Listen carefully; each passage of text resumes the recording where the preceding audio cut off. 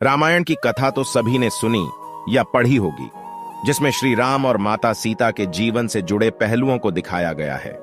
उन्हीं में से एक कहानी में बताया गया है कि कैसे मर्यादा पुरुषोत्तम राम अपनी पत्नी सीता को एक धोबी की बातों में आकर अयोध्या छोड़कर जाने को कह दिया था। लेकिन क्या आपको पता है कि वो धोबी के रूप में जन्मा एक पक्षी था, जिसके श्राप की वजह से ही माता सीता को वन में भटकना पड़ा था। जी हां, आपने सही सुना, माता सीता को श्राप मिला था। आज हम आपको बताएंगे कि देवी सीता को किस पाप की सजा मिली जो उन्हें वन वन भटकना पड़ा। इस वीडियो को पूरा जरूर देखें दोस्तों। आप पुरुषोत्तम श्री राम के भक्त हैं तो उनका अनादर ना करें। इस पवित्र कथा को पूरा जरूर सुने। श्री राम अपने भक्तों के साथ हमेशा रहते हैं। तो चलिए शुरू करते हैं। धरती की कोख से जन्मी थी सीता मिथिला नगरी में जनक राजवंश राज करता था। उन्हीं में से एक राजा शीरध्वज थे। एक बार यज्ञ के लिए वो जमीन जोत रहे थे। उसी समय वहां से एक छोटी कन्या निकलती है।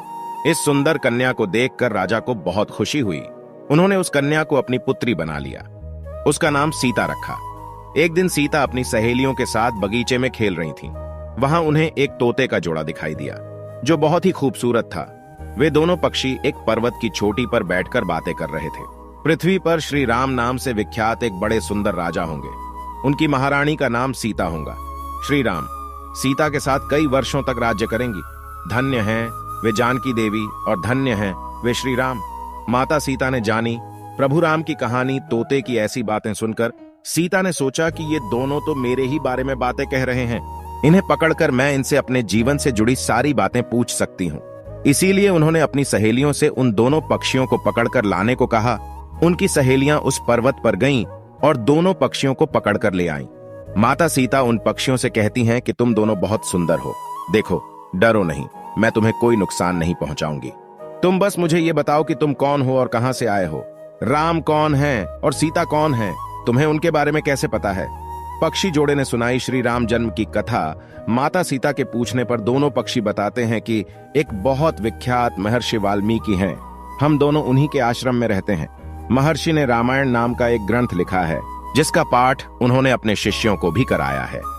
उन पक्षियों ने सीता को यह भी बताया कि इस ग्रंथ में महर्षि वाल्मीकि ने बताया है कि महर्षि ऋष्यशृंग के द्वारा किए गए पुत्रेष्ट यज्ञ से प्रसन्न होकर भगवान विष्णु, राम, लक्ष्मण, भरत और शत्रुघ्न ये चार मानव शरीर धारण कर पृथ्वी पर जन्म लेंगे।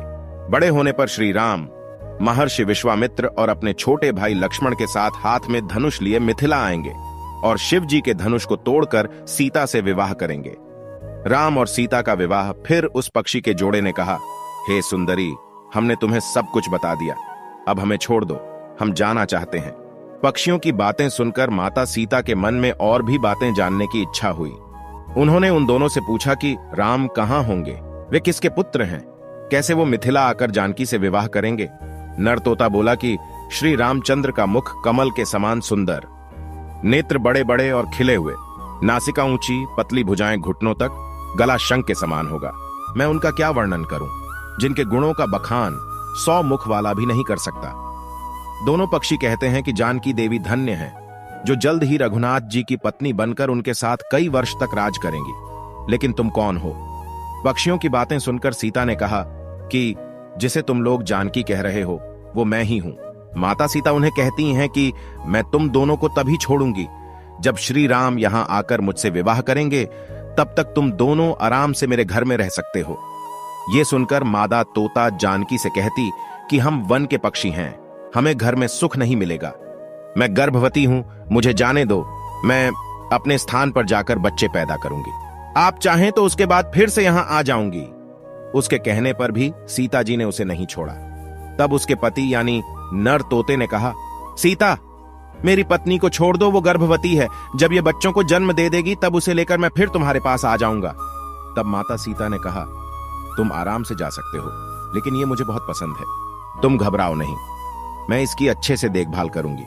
जब सीता ने उस मादा तोते को छोड़ने से मना कर दिया तब वो पक्षी दुखी हो गया।